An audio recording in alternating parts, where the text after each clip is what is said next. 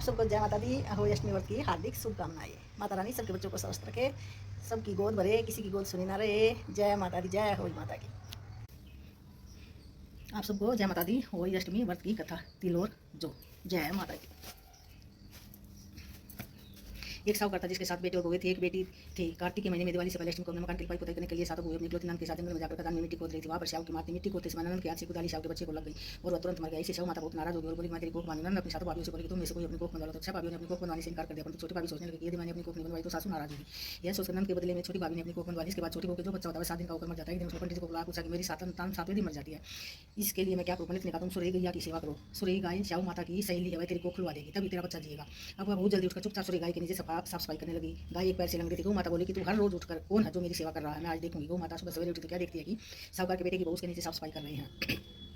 गौ माता बहू से बोली, माँ क्या मांगती है? साहूकार की बहू बोली, श्याम माता तुम्हारी बहेली और उसने मेरी कोख बांध रखी है, मेरी कोख खुलवा दो। गौ माता ने कहा, अच्छा। गौ माता का साहूकार की बहू को अपनी सहेली के पास लेकर चली गई। रास्ते में कड़ी धूप थी, वे दोनों एक पैर के नीचे बैठ गई। थोड़ी देर में एक सांप आया, उसे पेट पर गरुड़ पंखनी के बच्चे को डसने लगा।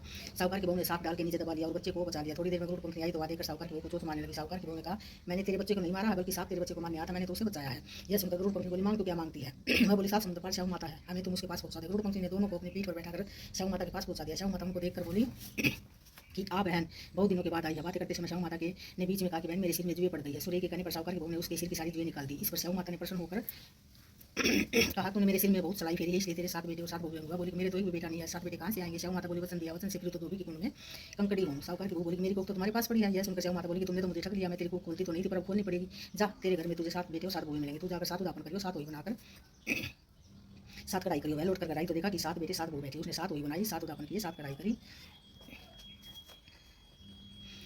7 कढ़ाई करी।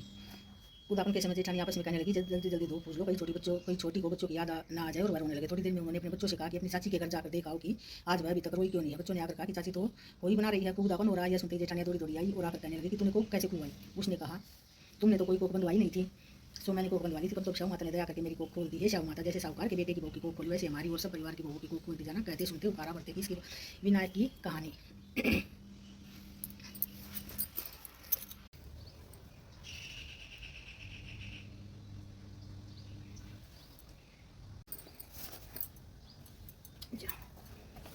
विनायक की कहानी। एक बार विनायक महाराज एक चुटकी में चावल एक चम्मच में दूध लेकर घूम रहे थे। कह रहे थे कोई मेरे के बुढ़िया बोली कि ला खीर बना दूँ, कटोरा ले। तो विनायक बोली कि बुढ़िया माई कटोरा क्यों लाई है, भगवान ला कर दे।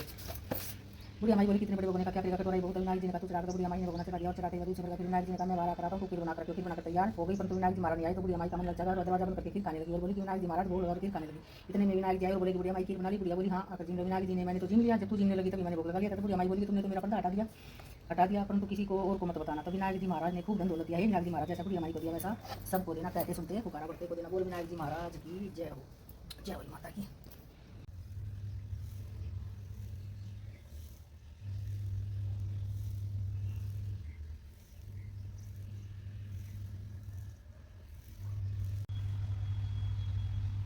जय हो माता की।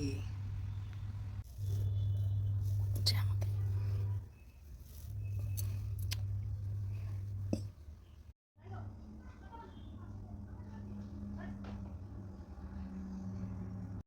जय हो माता की। हे माता रानी, इस माँ की आपसे विनती है, मेरे बच्चों को सुखी रखे, स्वस्थ रखे और इनकी मन की मनोकामना पूर्ण हो। जय हो माता की।